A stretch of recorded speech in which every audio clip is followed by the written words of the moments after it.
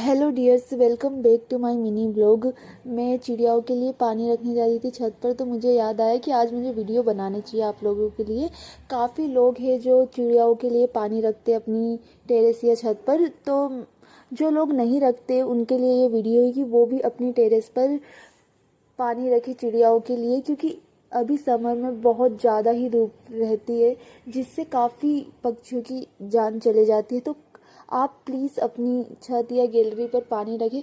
Clay pot होना ज़रूरी नहीं, आप किसी भी बर्तन में पानी रख सकते हैं चिड़ियाओं के लिए, और आप चावल वगैरह भी रख सकते हो। और इसे पानी रखने में पॉट में सिर्फ 5-10 मिनट लगते हैं और आप इससे काफ़ी पक्षियों की जान बचा सकते हो। Thank you for watching.